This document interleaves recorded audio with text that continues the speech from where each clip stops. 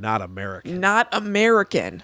He's British. Like Dick Tracy, some xenophobic I know. horse's ass. I know. I was like, oh, I'm not liking this. Hello, welcome to Guides to the Unknown. I'm Kristen. And I'm her little brother, William. And what's that I hear from my little watch, my radio watch? It says that it's time to talk about Dick Tracy and all the freaks in that universe. Now, why? And out of the universe. Well, that's true. This is really your doing. Yeah, it is. This time. Yeah. So you said why? Is that what you said? Yeah. Well, I mean, it came to me because in real time, in, the year 2023, just last week, actually on Super Bowl Sunday, Warren Beatty, both as Dick Tracy and as himself, appeared on a special with not Josh Mankiewicz, because he's from Dateline, another Ben Mankiewicz, Matt Mankiewicz, Ben, and Leonard Maltin. For a little interview. And this is something that he did also in 2010 with Leonard Maltin. And it's to maintain the rights to Dick Tracy. He apparently every bunch of years has to appear in character as Dick Tracy for public consumption in order for him to retain the rights. And so he's doing that and hanging on. And so I found out about that. I was like, oh God, that's right. That's so weird. I've been aware of kind of the legend of this 2010 interview for a long time, but I've never seen it. Let's do it. Let's watch the trilogy. Dick Tracy, Leonard Maltin 1 and Leonard Maltin 2. Oh, wow. Leonard Maltin 1. Sounds like, I don't know, it sounds like an art house film. Or like an album. I feel like albums are sometimes named like Leonard Maltin 1, Leonard Maltin 2, side 2. Yeah, right. I'm surprised that you're interested enough to want to do this. Why? I don't know. This does not strike me as a Chrissy pick. Oh, well. This is a completionist. Yeah, I guess you're right. On paper, I would think I would be more likely the villain behind this selection, but it's you. Yeah, no, I suppose you're right about that. The curiosity of him appearing, on TCM as Dick Tracy for an interview just about like his life is so strange. And truly that it appears to happen almost every decade, like some sort of a, some sort of an IP rights Jeepers Creepers, if you will. Like every 10 years, Warren Beatty rises. It's weirder than that, though, because it's not even. Like, it was like 20-something years after the movie Dick Tracy. Yeah. And then the second interview was 13 years later. You're right. What is the rhyme or reason to this? It's following loose rules. There's a 20-year gap between the movie and the first one of these specials, and then a 13-year gap to this one. Although, did something happen in 2000 that we just don't know about yet? That's a great question. What if he did something 10 years, some secret something? Maybe it's like how, what's his name? Mark Twain wrote his autobiography only to be released upon his death. Yes. Maybe there's a Dick Tracy movie out there, a sequel that we haven't seen yet. What has he done? What did that sick Warren Beatty do maybe that was what Y2K Warren was. He's behind it all. That's why we were like duct taping our windows and stuff, because Warren Beatty was doing some weird cartoon Dick Tracy stuff out there somewhere. Yeah, I have no idea, but I am looking forward to the year, what would this be? 2036. Yeah.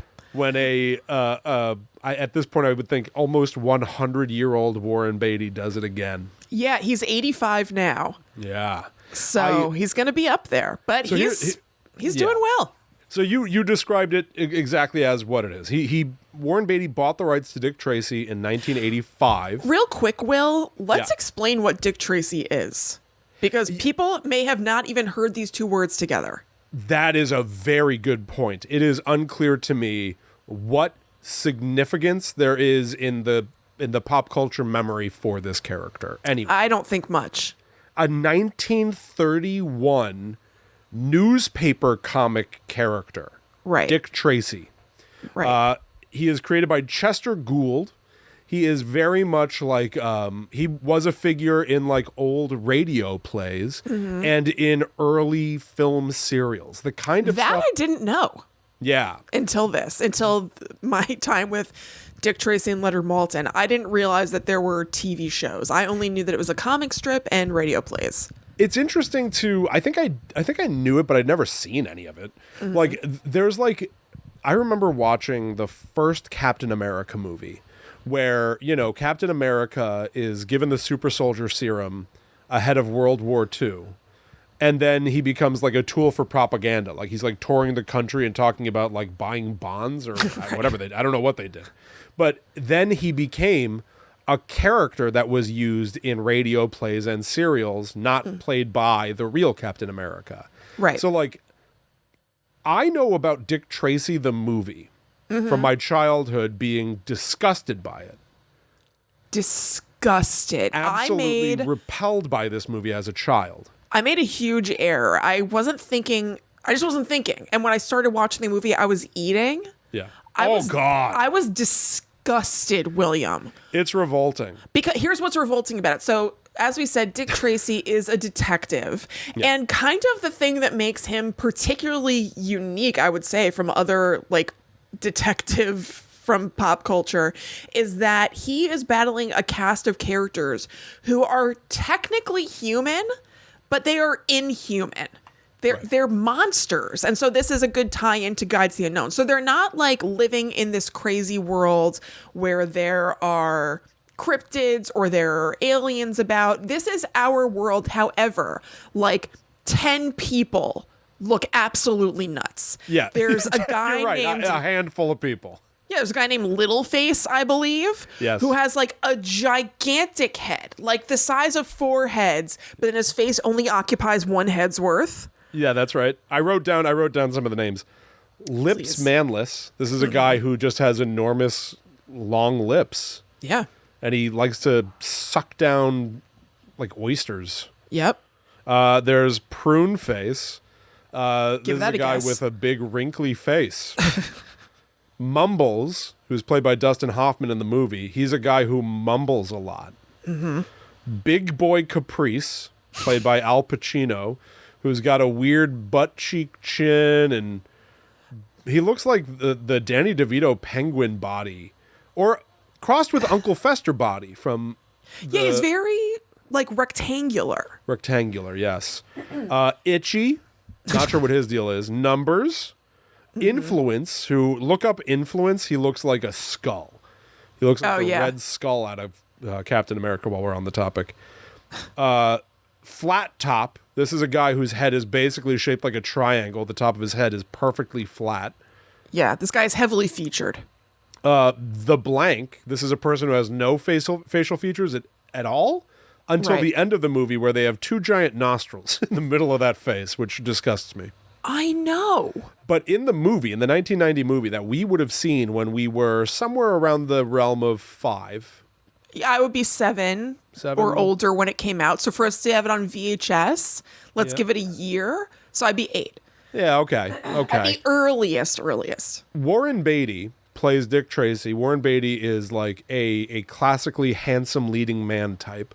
But then everybody else in the movie has disgusting prosthetics on their face that make them look like Garbage Pail Kids. Yes, except for Madonna. As Breathless Mahoney. Breathless Mahoney.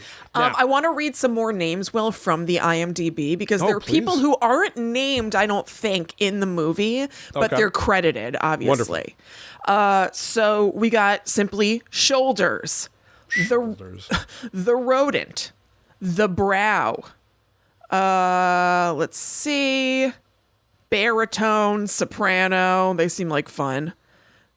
I think you said all the rest of them. So this all makes like a certain amount of sense. So again, the reason we're talking about this, the origin is Dick Tracy is a 1930s cop who's going up against these larger than life gangster figures who all have these crazy nicknames. Because in real life, we had like, I don't know the eras, right, or whatever, but we had like Whitey Bulger. Right. You know, and you can think about like old gangsters where it's like Jimmy the Al Capone. Al Capone, yeah. But like those figures, you know what I mean? That's not a funny name, but of course, yeah. But there's like big, organized crime figures. Dick Tracy was somebody who would finally take him down. Wipe him that out. That made him a sort of Batman-esque figure before Batman. And so it was interesting watching all of this stuff and discovering like footage from the radio plays and from the serials, because it did feel like in that Captain America movie where like they show you these corny clips and stuff and be like, I'm gonna sock old Adolf on the jaw. Right. And it's just like all of this like very sturdy, Americana, iron chin Americana stuff. That's Dick Tracy is authentically that. That's where he comes from. Yes, but, very much. Again, what Kristen was saying that brings us here today is that nobody remembers this character. Mm-hmm. And there was one movie, for all intents and purposes, for the modern memory, a movie was made 30 years ago, 33 years ago, starring Warren Beatty. He bought the rights to the entire character. Mm-hmm. The movie didn't do that well. They never made a sequel. But in order, some ways that deals are made for rights, they can expire. If you don't use this character, you're going to lose this character. You're going to lose this character, and somebody else will probably make the movie without you, and they'll make the money. Well, Warren Beatty realized all I have to do is occasionally play this character every decade or so, and that'll count as me using the character. Right. So in 2010, he released what was called the Dick Tracy Special. It aired in the middle of the night with no press. No one talked about it. And it technically counted as him using the character. Right. And then it was this time, he does it on Super Bowl Sunday when everybody else is looking the other way. Is that right? He wanted this to sort of like slip in. It seems like it. As well. Because the real truth here is what these things are. There's the movie, which is a movie, which has interesting choices. We'll talk about it. But these two specials that round out this Dick Tracy trilogy that we now have are schemes. Yeah. They are ways to manipulate like copyright law almost. They're purely a means to an end. Yes. So that Warren Beatty can keep those precious rights to his precious character. But in so doing, he's created two of the dumbest, weirdest pieces of media available. They're both on YouTube because they don't really air on television. They're not really meant to be seen. They're meant for him to keep the character, but in order to do that, they had to air. So people got a hold of them. What a mess. Very strange. The funny thing is, as you pointed out, he's now 85 years old. Dick Tracy was created in 1931. That means that 8 years from now, he enters the public domain. Oh, I didn't even think about that. So what are you holding on to, Warren Beatty? How strange. Because the clock is ticking. It sure is. He better get on it. I mean, in both of the specials, they've been like, oh, perhaps another movie will happen. I don't know. And in this one, the more recent one, I felt like he went a little bit further than in the one from 2010, where he was like, oh, maybe it would be good as a series, like a TV series, whatever. So maybe he will actually get something cooking. I don't know, but you're so right. It enters the public domain. Now, even that, though, is like very weirdly handled. Like Mickey Mouse is pretty notoriously about to enter the public domain, but is it going to be Mickey Mouse overall, or is it going to be Steamboat Willie, the original cartoon specifically? And if you change the character with each iteration, does that altered character start a new clock? Oh boy. See?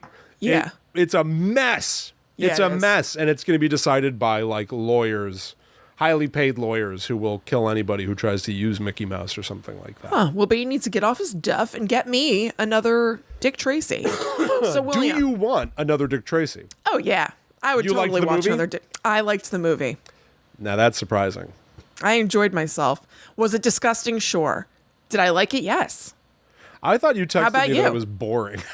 No, the specials are boring. Oh, okay. The follow-up interviews were horribly boring.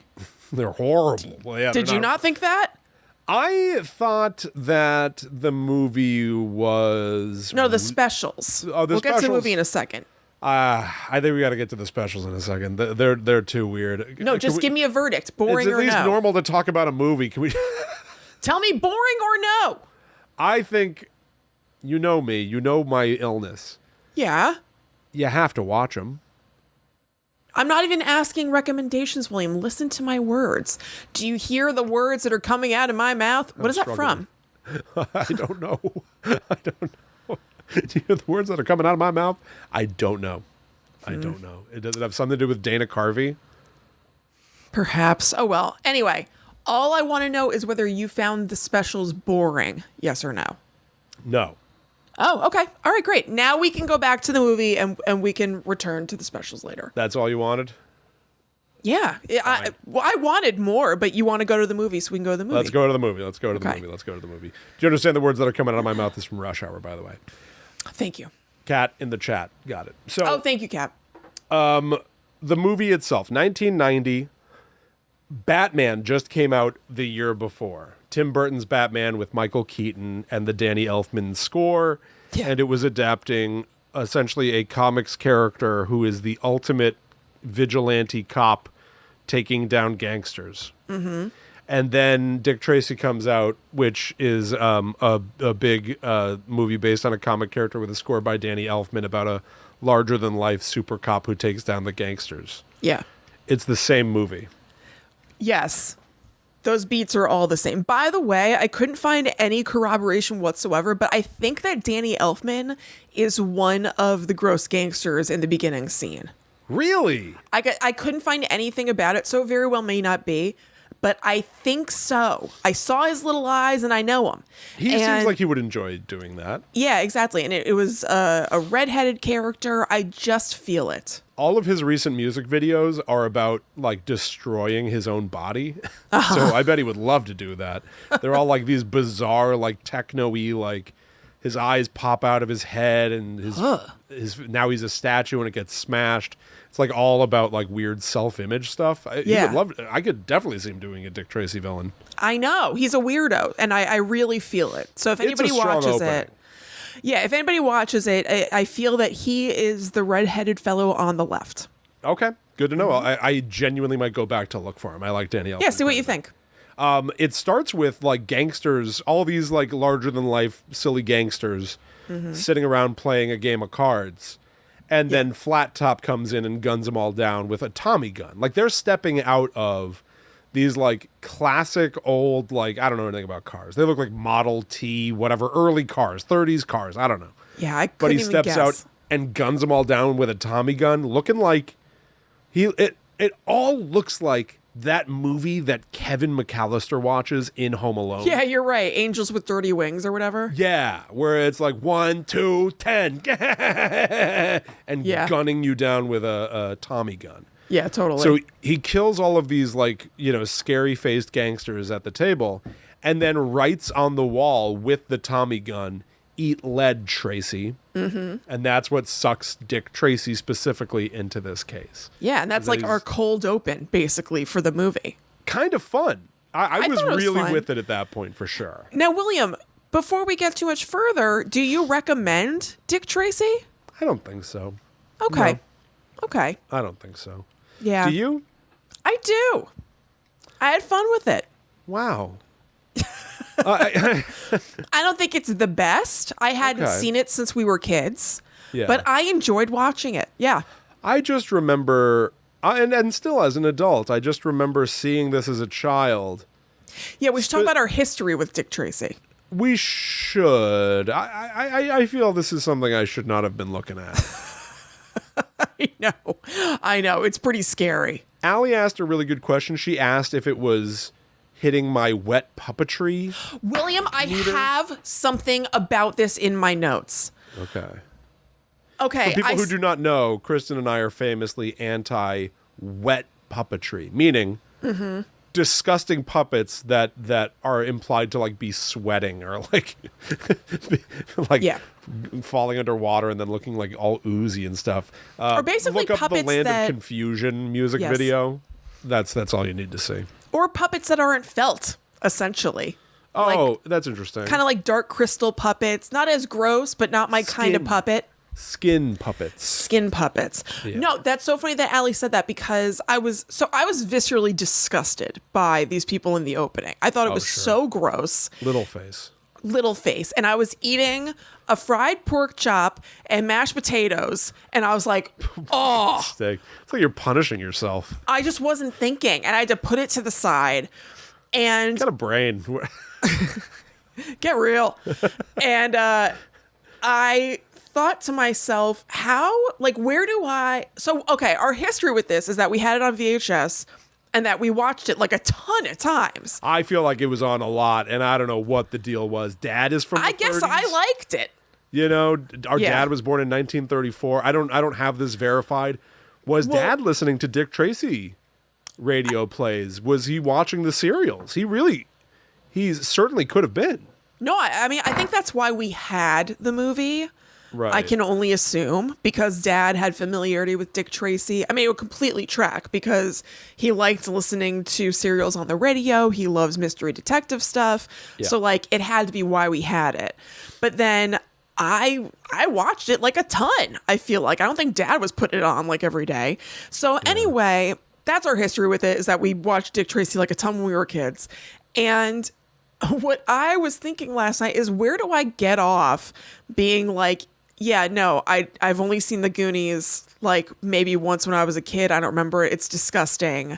I find wet puppets disgusting. There are other beloved things from our era of childhood where I've been like, hell no, that's so gross. Like Big Trouble in Little China, absolutely not, won't be doing it. But I watch Dick Tracy regularly. Where do I get off? Yeah, where do you get the nerve? I don't know. That's just my thought. Oh, that's it. There's no solution to this. It's just you're calling what's yourself wrong with out me? Finally, somebody does need to take you down a peg. That's for sure. It's about time. I'm surprised it didn't. Did it really ping that childhood? Did you want to throw up looking at half the cast? Yes. Oh, absolutely. I was disgusted by them. Disgusted when Lips Manless. Yeah. No, I do. Besides that, I liked it.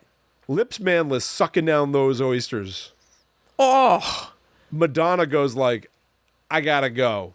When I get sick when I watch you eat. Mm-hmm. And I was like, good line, but also literally so do me I. Right now, I can't be looking at Lips Manless. They're monster people. I wrote down that they're essentially cenobites. In what way? From Hellraiser. Yeah. Well, they are numerous. And they all seem to be designed around one key disgusting trait. Yes, I see. Right? Yes. Butterball from Hellraiser. Looks like a butterball. Yes. You know what I'm saying? CD. His head is stuffed with CDs. Right. Shoulders has to have huge shoulders. The brow. Oh, I wonder what part of him is gross looking. Right. Exactly. No, you're absolutely right. They are like cenobites. These are cenobites that Dick Tracy is up against. Yeah, oh yeah. They cannot distinguish pleasure from pain, and evidently neither can you, because you recommend this despite wanting to throw up. I do. I mean, it's not constant, the need to throw up. I think I'm on the record as saying that those are two separate sensations, but I'll allow the conversation to continue. I know. It seems that at least at this juncture, I've merged them. I'm disturbed. You are becoming a cenobite, perhaps. No, there's no way. Too gross. I gotta draw the line. They also do something that feels very 90s to me, where Al Pacino, who I've seen a lot of recently. I was thinking that, Will. By the way, he designed his own makeup. I saw that. You did? Okay. If you Google, I don't know, Dick Tracy, Al Pacino or something, there'll be an article from Vulture. And it's not even an article. It's really just a photo that's a compilation of different pictures of his makeup test with different disgusting chins and cheek prosthetics and noses on and stuff. And I certainly commend him for that. I think that is really it's fun. Pretty cool. Yeah. And especially because his character was one of the only ones that didn't have some tremendous, singular feature that is caricaturized. Yeah, because they took inspiration from the comics for these creatures, these cenobites. Right. But Big Boy Caprice was just normal. Yes. So it's been really sort of fun to see him try out these different types of costumes so that he can be part of it made him feel like a real like big team player, I guess is the thing. Well, they're like big actors in this, but you don't always see them. So what's his name? Lips Manless is Paul Sorvino. Yeah. Let's see. Mumbles is Dustin Hoffman. Al Pacino is Big Boy Caprice. Right. Dick Van Dyke, Mia Moore, is the district attorney. He's not wearing anything gross. Who else? I don't know. James Caan. James Caan. Yeah, they don't give James Caan some big stupid. He's got like a little mustache. That's it. Yeah. Catherine O'Hara. Did you see her? I did see this. She is evidently at this big meeting of all the gangsters. Yes. Yep. Because Big Boy, what Al Pacino is doing is he's trying to become the like president of organized crime. He's bringing all of these figures together, saying, "I will be the singular leader here." Yeah, he wants to merge. Much like the Joker in Batman 1989 when he uses the hand buzzer on that room full of creeps and says that he's taking over. Yeah. Very similar. Quite similar indeed. He's going to take him out a whole new door. Huh. Yeah. Huh. Weirdly, that's also what the Heath Ledger Joker does. I know. I thought that was what you were talking about at first. I forgot that that's what Joker is after in Batman. Isn't that weird? Yeah, it is weird. It's really weird. He's pulling a real Big Boy Caprice move, you might call it.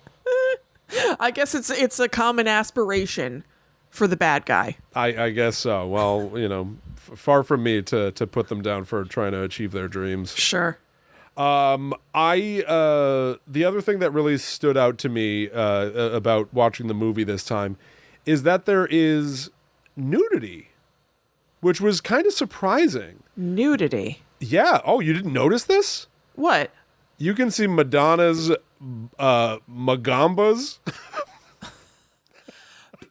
Well, when? You absolutely can. She's a singer in a nightclub, and then she goes back to change, and Dick Tracy comes into the room. And she comes out wearing like, I don't know what negligee is, but I think she's not like fully nude though. I mean, it's not like, but that's not noodly. Noodly. That's not noodly nude. She's scantily clad. No, you see her boobs. Do you see her nipples? Oh yeah. Really? Believe me. Huh, I didn't notice. That was sort of a surprise too. I'm surprised to hear that. But really for this reason. I'm not being a prude. No, My point is this. That seems, even for the era, unusual for a movie that is arguably marketed to adults and kids. Right. I'm surprised to hear that. Yeah. So I had a messaging issue with this movie. I couldn't really figure out what its aims were, who it's for. Is it for somebody adults at that point who's in their 60s and grew up with Dick Tracy? Is it for kids? I don't think it's for kids. I think it's for adults. And yeah, like people, I mean, this is at least what I think. And people, I think that they're like, okay, people are going to know who Dick Tracy is who are like in their 60s or whatever. But maybe we can also appeal to people younger than that and be introducing Dick Tracy to them. And Madonna is a good hook for that because that's true. She's young. She was like, awesome and super popular. So like that could draw some curiosity. Well, I'll also say, I think she's great as a femme fatale. Oh, yeah. I think she's really, really great in the movie. Oh, she's awesome. Yeah. I think because of all the bright colors and cartoonishness. Yeah. And that there is a kid in it, but like it could seem kiddie. But right. I think that it's not supposed to. I think it's just a nod to the comics and stuff. That's true. That is the big like thing that we somehow have not acknowledged is that this is like a very severely stylized movie. Big time. Like they truly are like they'll be looking out at the horizon or looking out over tops of buildings, and it is unabashedly like drawn. Yes. And not only that, but I read that Warren Beatty wanted each frame of the entire movie to consist of really 4 colors.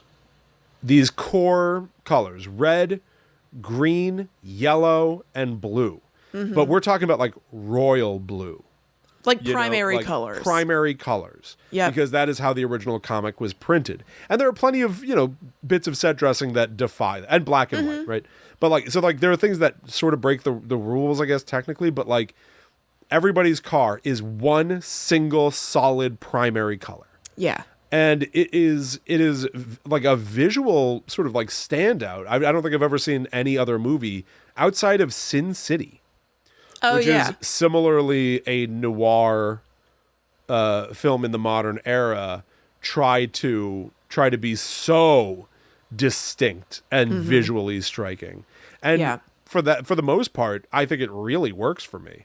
I really like it. Nothing looks like that usually, and it's so unserious. Yeah, you'll never see anything else that looks like this. Right. And I like the way it looks. I think it's fun. Yeah. I think that I like bright colors and stuff like that, so it appeals to my eye. I had fun looking at it, and I just like the vibe. It's just it's not taking itself super seriously. It's just kind of a goofy thing, and I like that. It's gaudy.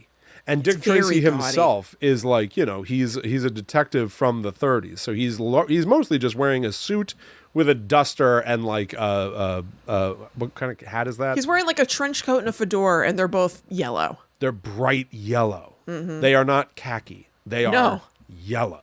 Yeah. And if you look at any previous depiction of the character, outside of cartoons anyway, everything was black and white. Right. So there was no way that, and largely it didn't seem like he always had the same costume anyway. So this feels very much like Warren Beatty made a choice. This dude wears a yellow trench coat and a yellow hat. Yeah. And this is the reality that we live in. Right. And he has a girlfriend named Tess Trueheart who's always wearing red and black, has red hair, has red lipstick. People have a thing. I really like it. I really want to compliment how the movie looks and the tone that's struck by that choice, because it is such a crazy choice. But there are moments where the camera essentially pulls back, like you said, to show the city, but it's all paintings. Right. And they're really good paintings, but you can, especially today, watching this movie in HD, it looks like it's on a stage. Yeah, totally. In high school or something. It looks crazy. Yeah, and I like it. I like looking at that. It's fascinating to look at. And I think it's a cool, weird choice. I feel like that's a gutsy move. I totally agree. They didn't have the technology that we have today where you'd be able to do such a crazy CGI city or something. Right. But they certainly had the means to make something look more realistic. Absolutely. And this is deliberately unrealistic. Totally agreed. Yeah, I think that's really important to nail down. Is I wonder how this will age with most people, where they look at it and they're like, oh, well, it just looks fake. It's no. It's supposed to. He didn't care that it looked fake. It's supposed to look fake. This is not a real world in any sense. We're saying that this is their reality, but we're not pretending that this movie's supposed to look like our real life. No. Yeah.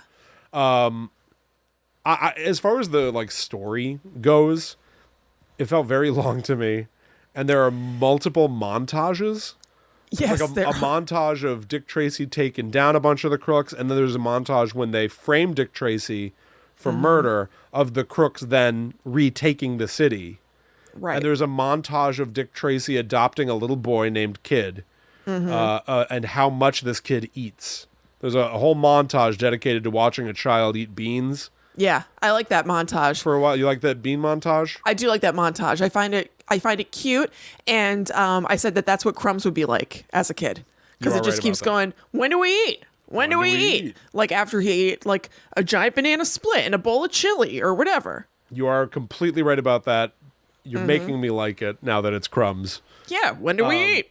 I think that the song over that montage should be "Back in Business and Ain't It Grand," and it's Crumbs eating, Let the good times roll. Yeah. And then taking a nap. Yeah. Speaking of the music over the montages, the montage of Dick Tracy kicking absolutely everybody's ass has the weirdest song over it.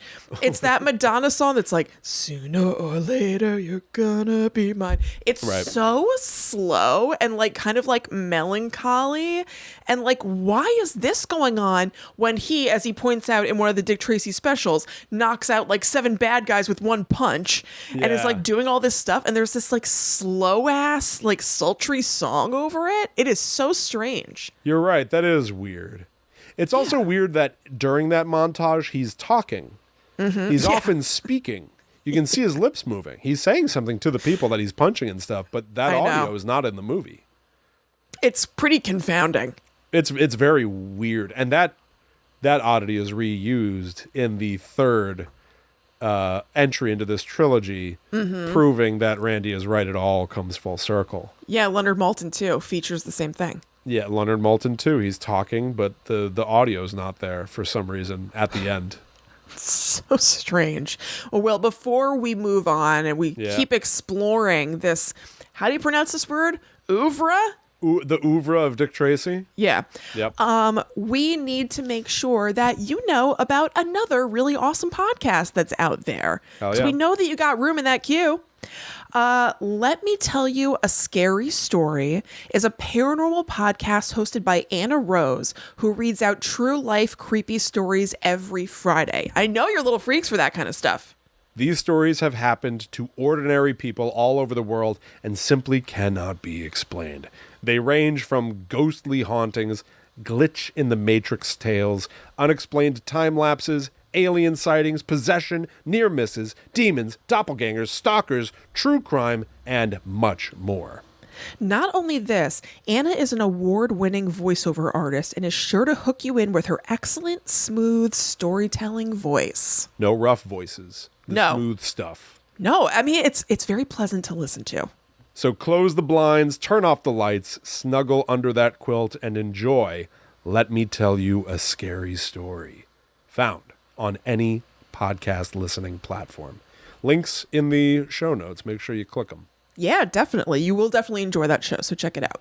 And for that matter, while you're filling up the feed, how about you cruise on over to patreon.com/GTTUpod to get more of us.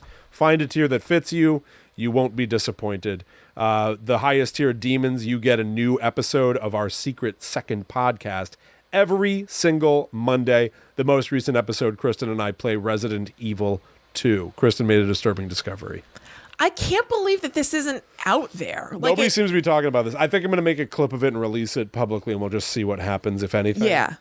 I'm honestly curious. Like, okay, so, so it's a zombie video game. Like, you're killing zombies or whatever. Okay, the zombies have wet shit all over their asses. And I'm almost embarrassed that you discovered this and that we have to be the people to bring this to the world. It's honestly a little embarrassing am too. of a discovery, but it's important. I actually genuinely am too. It's a little disappointing. Yes, but like, how have people not talked about this? Someone at the Capcom, the studio that made the game, somebody made this choice that the zombies poop their pants. Yes. It's undeniable. If you look at the footage, it's undeniable. Patreon.com/GTTUpod. Check the tapes. All right, let's talk about more Dick Tracy stuff. Okay, great. So the movie, fine. You recommended. I don't. I think it's inoffensive and weird, but I just can't. I understand that. But these specials, they are special. It's very odd. What did you know about them before you saw them? Nothing. Nothing. The absolute bare minimum. I knew that they existed, and I knew why. Okay. And I knew that he refers to Warren Beatty. Like, he talks about Warren Beatty, even though he himself is Warren Beatty. That's interesting. That's all I knew. Not know that. I did not know that Frau Farbissina was going to show up. That's right. She sure is in there. I did not know that Wendy McClellan Covey. Very good. Yes. Clendon Covey. Yep. Was in it. From Reno 911 and from the Goldbergs. Yep. By the way, Frau Farbissina from Austin Powers, that is Mindy Sterling, is the actress's name. Yes, I saw her one time when I was in a cab with our sister, and I was like, oh, really? I freaked out. Yep. Oh, wow. Mm-hmm. She yell at you? No. She didn't know I was there. Get the guards! That's a good one. I thought that this would be even more of a sort of cheap production. This thing, the first one, this cost money. Yes, I was surprised by that too. They're throwing to a ton of clips of the old shows and stuff like that, and also there's like a weird little smooth. I disagree. There's like a weird little plot to it. Like before he gets there, it's that Wendy McClendon Covey and Mindy Sterling are like employees of TCM, and they're like all aflutter that Dick Tracy is coming, and they're like, what do you say? Are you going to call him Mister? Like, what do we do? And they've got a whole little bit going on. They had to hire them to do this. Yes, you know what I mean? These people are being paid, and there are credits that list out, a number of people that worked on this little production. Right. I have a very weird comparative. Oddly, this is not just to shill, but patreon.com/GTTUpod. Kristen and I have watched music videos. Specifically Michael Jackson's Ghosts. This feels like some ego piece, some self-congratulatory, I'm Warren Beatty, Dick Tracy is handsome, aren't I the best? Kind of, he's celebrating himself. I don't agree, actually. Oh, it feels like a bad little play before a music video. It certainly feels like a bad little play before a music video, but I get just awkwardness. I don't even get... I'm not even getting like, oh, look at me. It feels to me like it's done at gunpoint, and he's making the best of it. Yes, I definitely agree with that. I'm not feeling this like cocky patting myself on the back thing. It's just purely strange and awkward and like trying to make something out of this thing that I have to do for me. It's like poorly edited too. There's dead air. Yes. All throughout this thing, because it was meant to air once in the middle of the night and no one was supposed to see it. Right. Again, it was just to serve a purpose. Yes. So I don't even understand why they hired the women for the beginning. I am so puzzled by this thing. What I knew is that he played Dick Tracy for an interview that aired when everyone's supposed to be sleeping. Yeah. If you do that, right, like if you're just trying to tick that box and say, there, see, I used the character. Right. Then what happens is the show starts, and here's Leonard Maltin saying, well, welcome, ladies and gentlemen, to a special event. I'm sitting here with Dick Tracy. Right. And you just get started. You just start. That's absolutely what I assumed. I don't know why there's this whole little game of a car pulls up to the studio and the security guards are like, oh, who's that? Oh, okay. Please come on in. Come on in. Like all these actors who are forced into this little game where look how important Dick Tracy is. Not only that, did you catch there are two different moments where ladies with boobs happen. One, yes, I did. I didn't understand. Leonard Maltin is somebody's applying makeup to him, and we get a down shirt shot of this person. Yeah. Then Dick Tracy enters the studio, and some lady is doing what I guess ladies do. Handsome guy's coming. Better hike up my boobs? I know. It was really weird. I don't get it. Just grabs her boobs and mushes them up. Yeah. That's what everybody does. This is the sign of I'm getting ready around to see Dick Tracy. Yeah, I don't know what this is, but these are the things where I say there is a dose of sleaze I'm handsome man going on here. Yeah. Well, I mean, don't like it. I know. I wonder how much of that is generated by him and how much was just generated by writers being like, what do we even do here? And like Warren writers. Yes, I think they were credited. I think this is at best a Curb Your Enthusiasm loose script improv game. There's a moment. But what with the boobs then? I think that's Warren Beatty being like, so when I walk in, you're going to be all excited to see me. So I don't know, mash them. I don't know. I haven't gathered that he's out of touch weirdo. I haven't gathered that he's that kind of guy. Listen. I think he's like somewhat in touch. Like, I think he's like politically active and like he's a Democrat. I know that, but Dick we certainly know that from this. Dick Tracy is a proud conservative. Yes. I I mean, very well could be. I have no idea. But I was thinking that because he was like a famous Lothario in like, you know, his time in like the 70s, 80s, whatever, beyond, earlier, who knows. I was thinking that somebody was like, oh, let's do this shtick because everybody's going to be freaking out that he's so handsome. I guess I would like to think that somebody wouldn't have people do that for their own benefit. But I have no idea. What's it for? I think at best it's being out of touch with something the audience will be entertained by. But again, no one's supposed to see this, Mr. Beatty, right? I know. It's inexplicable. It's it's very weird. Can we just agree on that? God, yeah. That there are 2 boob gags at the beginning of this. It's incredibly weird. But I do think that there's stunt. Yes, but I do think that there are writers or like somebody who has put a story together. I don't think that Warren Beatty just like walked into the studio with Leonard Maltin and was like, okay, you're going to stand here, you're going to stand here, you're going to mush your boobs together. I just think calling it a script is I'm going to bristle against. This is I didn't say a script. I said writers. Okay, fair enough. These are people going like, so what are we going to do? We're going to do this, that. Okay, I go. Yeah, and I think that they scripted, now I will say it, the boob stuff. Yeah. I guess so. I mean, it didn't happen by mistake. Right. But yeah, so they've got this whole, I'm just going to jump to some interesting things that he said. Some tidbits. I feel like you'd be hard pressed to find them. Some tids and bits. No, I've got a few. I've got a list of weird things that he said. For one thing, they talk a lot about how he likes pomegranate.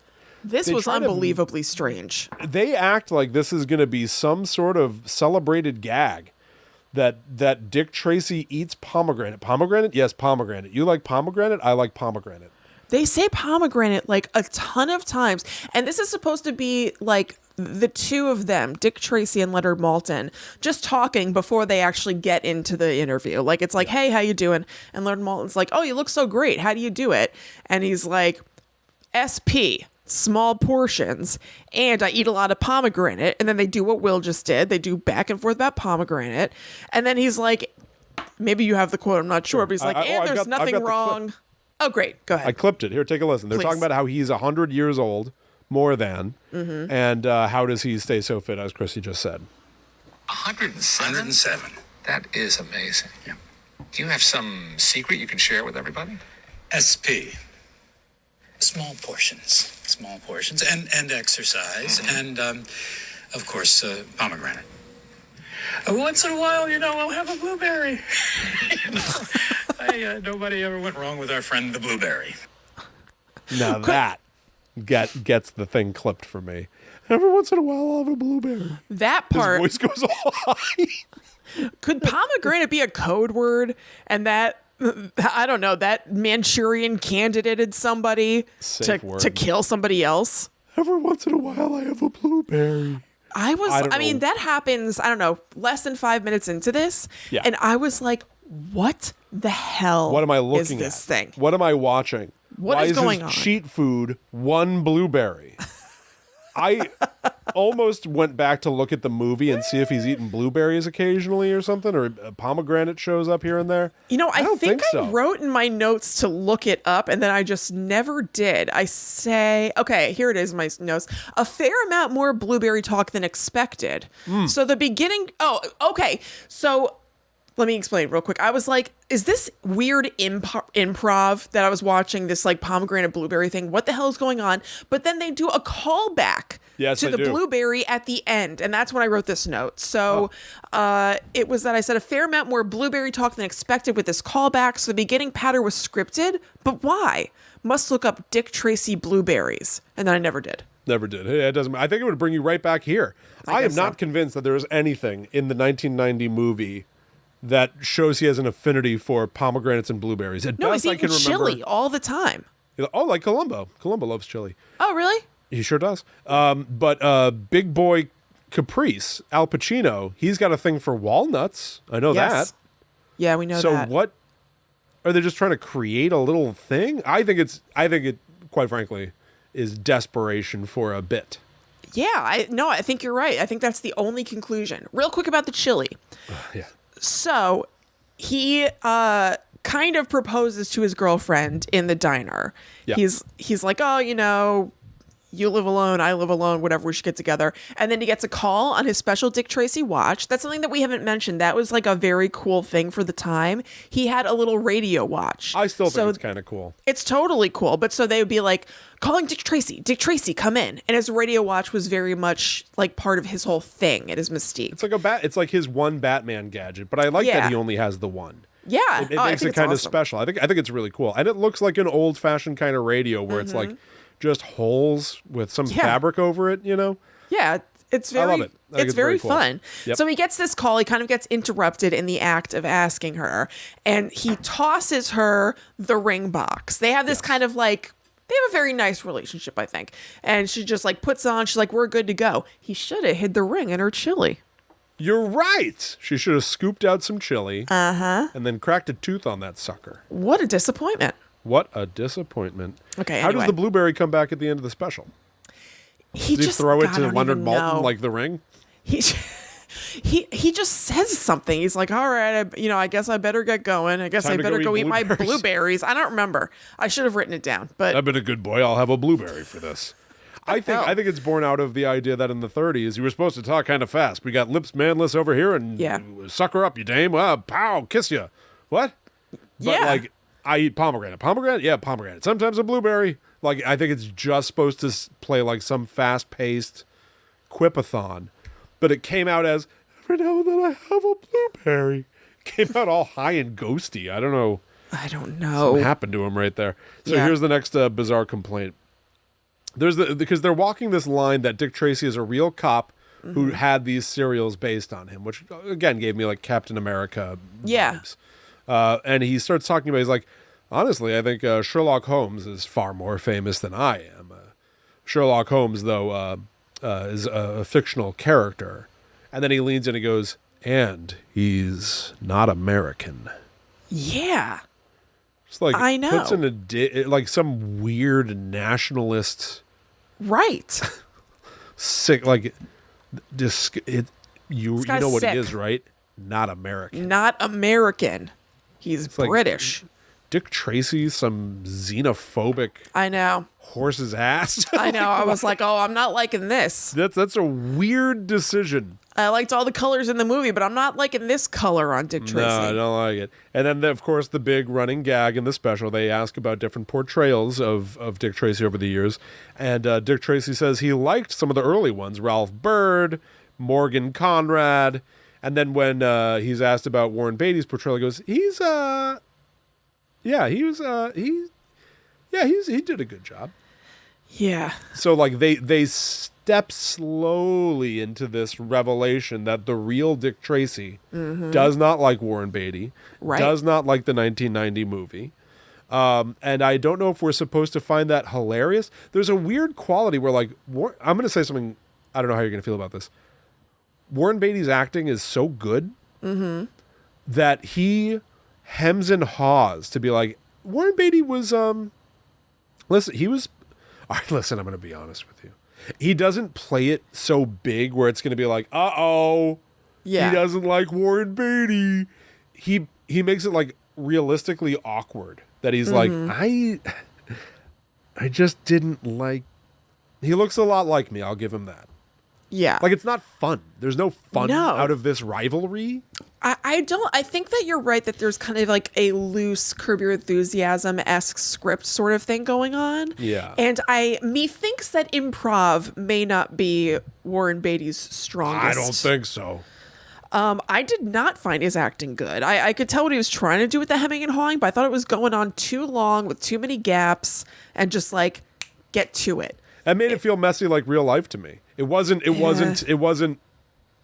expertly delivered, which made it feel like when people talk, because people don't deliver things expertly. I thought it seemed like somebody doing a bad job of trying to do that. Really? I mean, I didn't like it all around. I'll give it that. It was too much hemming and hawing. Like, it didn't feel real to me. It was awkward. Yeah. Incredibly awkward. Yeah. And weird edits, too. I don't know if you noticed, certainly in the second special. But in this special, they kept throwing to clips, because this is almost like half of it's really just sort of Leonard Maltin giving a miniature documentary around the character of Dick Tracy, where he comes from, the history. And that I kind of enjoyed. Yeah. But they used throwing to clips to break up what I'm sure were moments where Warren Beatty was like, let me take that back. Yeah. I'm certain of it. I'm certain of it. They leaned on throwing to a clip so that he could re-say something. Because they sometimes just obtrusively just throw to a picture of a guy. Yeah, totally. And later in it, I picked up, and it's not subtle, so I'm not patting myself on the back or anything. All of a sudden, they ADR Dick Tracy talking about the inventor of Batman. You pick up on this? No. It's like he's recording into a tin can. He's like, other people tried to do, what Chester Gould did. And Bob Kane, when he invented Batman, said he wanted to do it like Gould did. But of course, Dick Tracy was the best. It's like, shit. Warren Beatty at home was like, I need to somehow write in there that Batman is derivative of Dick Tracy. And didn't care that he recorded it on some piece of crap in his bathroom. On his phone. Just put it in there. I found this so boring and hard to focus on. My eyes were just looking through the screen. Oh, wow. For part of it. So maybe that happened when I was in a fugue state. Well, did you pick up on this? He says, the movie felt like some sort of a comedy musical. Yeah, he said that a It even lot. had music written by Sammy Sondheim. Yes. Sorry, Sidney Sondheim.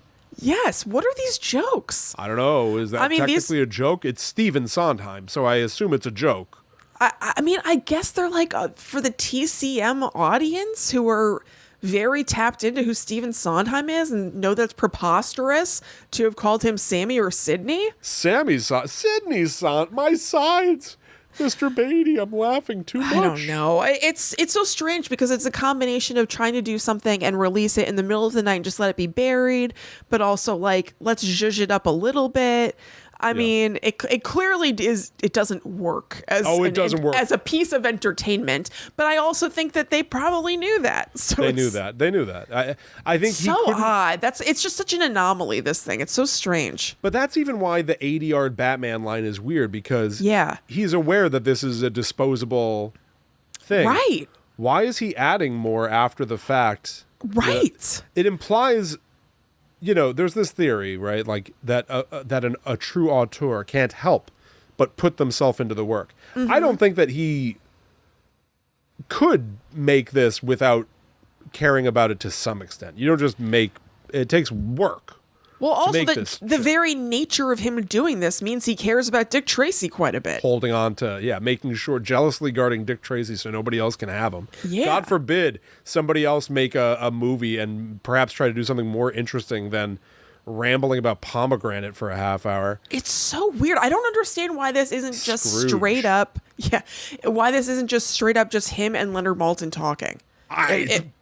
Shocked by the wraparounds with characters. Right.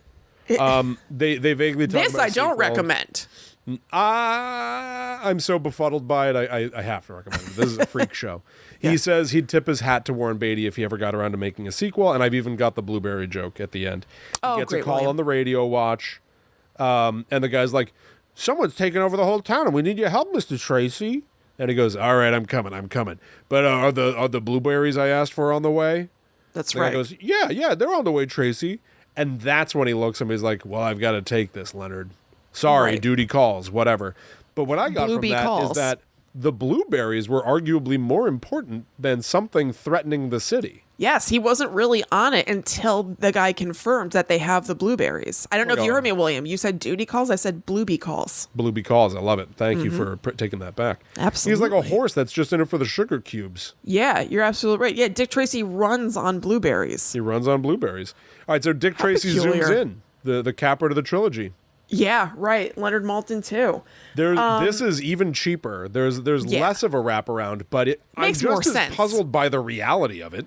Certainly. It makes more sense that it's just them, zooming him in. Yes, there are less characters, but it's very strangely set up. Ben Mankiewicz talks about how Dick Tracy once spoke to Leonard Maltin a decade ago. And he goes, and he called me. And thankfully I recorded the call on Zoom. Let's take a look. And so you're like, oh, it's just going to throw directly to the interview. Right. Get right into it. No.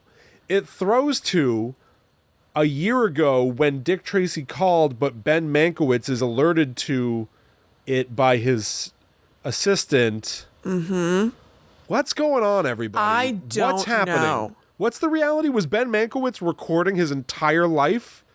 And so he caught what he was doing when Dick Tracy, before he even knew Dick Tracy was on the line? It's really what's the reality unclear here? What's happening? I feel like reality has folded in on itself at this point because also, Yeah. it's not just Dick Tracy on a call, Will. Warren Beatty joins the Zoom. Warren Beatty joins in. Leonard Maltin halfway places an emergency phone call to Warren Beatty for him to join the Zoom. I enjoyed the set dressing around it. I thought it was cute. I liked it. This is far more tongue-in-cheek, where I think he knows the reputation of the last. He knows it got out. Yeah. I'm shocked that it's in canon. I'm shocked that it acknowledges I did this schemy thing once, but never do they say why. No. They just say, 10 years ago, 13 years ago, I talked to Leonard Maltin. Right. Now I'm back. We should mention, people may not know, Leonard Maltin is a film critic. Yes. As is Ben Mankiewicz. What is their skin in the game? Why are they so eager to help this miser claw onto rights that he'll never use? I don't know. I mean, it's been 33 years. I know. I don't know. Maybe they just like him. He's Hollywood royalty. He's a huge legend. So it could just be affection. And maybe he's a nice guy IRL. I don't know. I think he's a secret odd duck. Yeah. I think This is a very strange thing to do. I have to say, I really don't know a ton about Warren Beatty. I'm inclined to like him for some reason. I find him likable. Like him. I'm being very harsh, but I do like him. But this is a super strange thing to do. Bonnie and Clyde is an outstanding movie. I've never seen it. Oh, you should watch it. There is one piece of serendipitous weather in the movie that is so unlikely to happen. Well, maybe that's not so true, but it's captured and leaned into so well. Just something that happens. And I first saw the shot and I was blown away. It's the weather collaborated on making a scene happen the way it happens. Oh, that's neat. It's very I would like fun. to see it. Yeah. Yeah. I really like Warren Beatty. I do. Yeah. But whenever he pops up, weird. I'm happy to see him. No, it's incredibly weird. It's unbelievably. 85. Yeah. Mm-hmm. Make the movie. Make the movie or get it going, man. I don't understand. It's okay not to make the movie, Mr. Beatty. You just let it go. I don't understand. But so it's a similar. Nobody else got to make one of these movies. Yeah, I know. What would have happened? Having said this, I do love that an entire character has been held hostage for almost 40 years. We're saying that this is weird, and it certainly is. But I'm also delighted by it. That's why we wanted, that's why I wanted to do this episode, because I find this so strange. And just fun. Honestly, I think it's a weird, fun thing. But Dick Tracy has been kidnapped. He has been kidnapped. You're right. Maybe Tess Trueheart can save him. Maybe. I mean, he's in Warren Beatty's basement. Yeah. You know? Isn't that weird? I thought it was really funny, the glow up between being dressed as Dick Tracy and being dressed as Warren Beatty. This costume was doing him no favors. I don't know if you felt the same way at all. I did. But just the shoulders are so huge, the hat's so huge. He looks so funny in the costume. And then you see him as just him. And I was like, oh, he's a totally normal, good-looking guy. He's a good-looking 85-year-old, but when you throw him the Dick Tracy hat and the yellow jacket, somehow he looks both small and swollen. I don't know what's happening. Yes, that glow down is so significant for just putting on a hat and a coat. It's kind of shocking. It's also weird. Maybe that's why he doesn't want to make the movie yet. At some point in these specials, he was like, I don't take off the hat, I don't take off the coat. I think you should, because look at this guy. And he does both in the movie. Yeah, you're right. I don't know. What's so weird about that? Take the hat off. You'll look less weird. Also in the movie, did you notice this? He was having a scene with Madonna, who he dated in real life, where they're at the docks or whatever. And she's basically being like, I love you. I know you have feelings for me. Don't you want to be with me? And he was making the weirdest face. He was like, oh, really? Yeah, his lip was just up a little bit. And I said it to Ryan, and he was like, yeah, he looks like putty. He's just sort of this mouth breathing pose. And I was like, this is a famously one of the most handsome men ever of Hollywood. Why does he look like this right now? Why didn't they do another take? He's just Duh. I get a little Phil Hartman off of him, where it's he looks very square-jawed, almost leading man, but he's a weirdo. He's a funny guy. Yeah, yeah. You know what I mean? I don't think Warren Beatty's actually funny, but I think that he's a weirdo in there. He's definitely a weirdo. Did you also happen to see when you were looking up stuff like 11 weird stories about Warren Beatty? No. That also came up on like Vulture when I was looking up things. I do know that at least part of the song "You're So Vain" is about him. Yes, that was one of the things. And without being told, he called up Carly Simon to thank her for being Puke. I know. On IMDb, there was one mention where Danny Elfman like worked on the movie and came away from it just saying Warren Beatty is odd. Yeah, he's a. Look it up. It was an enjoyable read. This like 11 weird things about Warren Beatty. He just seems like an odd duck. I like him. I do too. But he's I weird. do too. I think that he's a weirdo, and then he kind of like. Part of his charm and his thing with being able to like be with like a bajillion women is because he's so handsome. Right. And maybe if he wasn't, his oddness would be a little bit less charming and easy to swallow. Right. Well, his brother is Ned Beatty. Yes. So maybe you can see some of that where it's like something happened to his face when he was young and he came out handsome. And it came out yeah, it's like the opposite of like a horrible scarring accident. Yeah, something horrible happened that made him look incredibly attractive. And his sister is Shirley MacLaine. Is that right? Yeah. Oh, I didn't you know know why that. you don't know that? This is another. I do remember this from the article that I was reading. He didn't want people to know that his sister was Shirley MacLaine because she got famous first, and he didn't want to feel like he was like riding her coattails or whatever. And then later in life, they started to have kind of a rift because he got like too big for his britches, and he would get pissed if anybody said like Warren Beatty is Shirley MacLaine's brother. He wanted them to say Shirley MacLaine is Warren Beatty's sister. What a loser. I know. Come on. Very man. lame. To be so Put it together. delicate. Yeah. Well, now he's pretty small for those britches. Looking like a shrinky dink in there. Yeah, in that suit. Yeah. Little 85-year-old putz. Again, like him.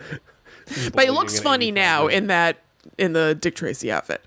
They replay the pomegranate moment in this special Yes. where like Ben Mankiewicz like rewinds it and plays it again several times. Yep. Which in this one played more like, this is weird. Yes. Which I think was very appropriate. Yeah, they were acknowledging the weirdness of it. He and Warren Beatty, Dick Tracy and Warren Beatty, haven't spoken in years because Dick Tracy once set a meeting for them to talk about the seriousness of meetings, and Beatty never showed. Mm-hmm. And they have a whole thing about it. It was supposed to be at the Polo Lounge. I found this very hard to be locked in on. It feels like there's a solid 50 hours in the middle of this special where Dick Tracy goes, here, I pulled some clips from the movie just to show you what I like and don't like about the movie. And Oh it's my God. literally them watching the movie with Warren Beatty as Dick Tracy going, that's nice. That's nice. Look at that. Look at that right there. That's nice too. See that? I don't know about that. That's nice. This is nice too. Unbelievable. I was like, so what weird. am I watching? Someone sat down with him in a room and he went, I'm going to say that's nice in 50 different cadences, like an acting And he exercise. didn't even do the Adam Sandler one. That's nice. That's nice. At one point, Release Madonna the Sandler cut, you coward. released the Sandler cut. At some point in the movie, Madonna is kneeling or like bent over on all fours on his Oh, desk. yeah. This was weird, his reaction. And he goes, no. I don't even know what to say about this. It's like against this moment. Okay. And then he goes, and what is this, a pink street? Because of all the gaudy colors, it's reflecting light. It's a wet street reflecting pink. He goes, what's this, a pink street? Ha, a pink street. And what is that? A red street? Huh. It's like going nowhere. Just Running running on out the fumes. clock or something. Both of these specials are a half hour long. Yeah. Yeah. Maybe there's some sort of time requirement. Right, I don't know. And then when he's talking to Warren Beatty and they're all on the Zoom together, they have to awkwardly edit moments, all of them. So they just lean into the idea that Zoom might glitch. Yeah. And so your image freezes, but really they're cutting between takes. Right. And I wrote down that it looks like in Back to the Future Part 2 when the Ayatollah and Ronald Reagan are trying to sell Marty McFly a Pepsi. Yeah, you're right. It does. Remember that? And like they're just like, Yep. like glitching and restarting takes. And like Yeah. fucking head. Then they basically sit around complimenting each other for a while. Because they've come to an agreement. And I like the end of it, the very end. Well, to lead up to the end, because the end has a big, interesting moment. Warren Beatty, they finally find common ground. It's all about collaboration. Will Warren Beatty be open to collaborating if they do make more? If they make a sequel, if they make a series, if they bring in a younger Dick Tracy? Yeah. And he's like, I'm always open to collaboration. And I thought it was funny because it's two Warren Beatties talking about collaborating with each other. Right. Which is still one person in control of everything. Yeah, totally. Which is weird. It is weird. But so finally they agree to go out to that dinner that they missed all those years ago. Make up for lost time. Is this what you like? Yeah, I like it. Okay. They're at the Polo Lounge together, finally. And so it's just them, arguing, talking. Two guys who've known each other for a long time, been in the trenches together. Can't hear what they're saying. No. It's just music playing as they're sitting there. It's not even played like a montage. It's one solid cut of them just talking together in a split screen. I liked it. But what I think happens in that moment, Kristen, first of all, it looks like the worst, like, Burbank, Johnny Carson era, plants and white interior, and I think some places are like that still. it looks like 80s Burbank, old man LA. The Polo Lounge. I imagine that places are like that still. Oh, I'm sure it was a real place. Yeah. It was just a shock. But yes, it is totally like that in the same form. But what happens in that scene, even though you can't hear what they're saying, they start to argue. Yeah. There's two old men eating soup. Yep. And you see Warren Beatty kind of being like, no, it's not going to be like that. It's not going to be like that sort of thing. Yeah. Shuts it down. And then Dick Tracy kind of awkwardly looks to the side, takes a bite of his sandwich, smashed to black. No chili, huh? They had found common ground. Right. And then it fell apart in that little last moment, as if to say, no, there will not be more. You're right. Yeah, you're right. I was just thinking it was just funny that these two are always getting to arguing because they're the same person. I think that's what they think they did. No, but you're right. There is a subtext to be read. There's a read that this is the moment where Dick Tracy is no more. Yeah. Because they can't work together, Warren Beatty and Dick Tracy. They can't figure it out. So what happens now? The credits roll for one thing, and it said director of photography, Patrick Stewart. Oh, I know. And I wrote down, did anyone under 100 work on this? Like, what is going on? They don't even understand what Zoom is. He's like, back in my day, we had a video watch. Now we Zoom every day. I'm like, I don't think you do. I don't think that's true, Mr. Beatty. No, it's not looking like it. The last thing that I even want to say is that I took a screenshot of the Dick Tracy Wikipedia article because there's a whole stretch of time between the 30s and like the 80s where Dick Tracy comics were still happening, right? Pre-movie, and they went crazy. Yeah, like Dick Tracy went to the moon. Oh, he like lived on the moon for years. Years. Really? Yeah. So there's like nothing to solve there. Oh no! Before the moon landing, Dick Tracy lived on the moon. And then when, in real life, Neil Armstrong landed on the moon and we found out there was nothing up there, the Dick Tracy character came back down to Earth. You know what's weird? I know I introduced the article of 11 Weird Things About Warren Beatty and said I don't remember any of them. Apparently I do. One of the items was that I believe he was hooking up with Edie Sedgwick when the moon landing happened and they missed it. Oh. He's definitely hooking up with somebody, and then they were like in the midst, and then they heard the one small step for man, one giant leap thing, and they turned around. They're like, "Oh, that's right." Weird. That was one of the items. That's really weird. Yeah. Huh. So I wrote this down. Dick Tracy has an adopted son, Junior. Mm-hmm. Junior married the character Moon Maid. Oh. In October 1964. Their daughter, Honeymoon Tracy, had antenna and magnetic hands. Wow. Yeah, they They really went unexpected places, it seems like.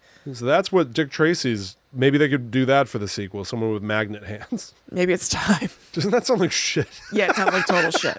Yeah. Honeymoon, whatever. Honeymoon Tracy with magnetic hands. Some Mad Libs Nah, I want a detective who monstrosity. like holds his gun like all down low and like close to his body. I just want a detective. Stick him up. Yeah. I do like the idea of like super cop guy. Mm-hmm. And like he's up against, like Gum Nut and, Rugby Face and It's fun. Sprinkle Neck. I don't know. Yeah. Boot ass. Boot ass? Yeah. I like it. Boot ass. Yes, it's me. Boot ass. Boot ass. Yeah. Come to give me another kick in the pants, Tracy? He's wearing some sort of a foot repellent pant seat cover. Yeah, maybe like, if you try to kick him in the ass, you go flying. Yeah, or it sucks in. Oh. Uh-oh. Whoa. Yeah.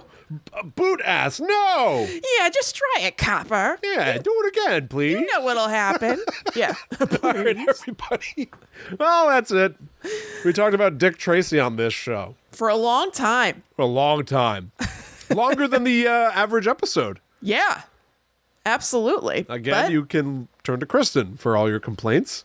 Sorry Please about that. send them, what's your Twitter handle for complaints? It is at bootasseatmyass.com. Oh, okay. That's the handle. The handle is all that, and it has .com in it. Yes, it does. That's very interesting. Did I mention I have COVID on the show? I don't know if that came all right, up. everybody. Follow at GTTUpod on all social media. Patreon.com/GTTUpod if you want to help support us and get an entire second secret show. Follow at Chillin' Kristen, at The Myth Traveler. Thanks, we'll Willie. see you next week. We ain't going to be talking about Dick Tracy. No. Until that time comes, we must travel. Back to the netherworld go we. You know what I was thinking about? Do we know the name of the city that Dick Tracy lives in? I don't know. They always say the city's in trouble. I know. The All whole right. goddamn thing? I guess so. No, I was thinking, because it's so Batman-y. I was like, Batman has Gotham. What does Dick Tracy have? I guess just the city. I don't know. Dick Tracy, some guy That's with fine. weird nostrils is going to hurt the whole city. Yeah. I know. The city is just always held hostage. The city.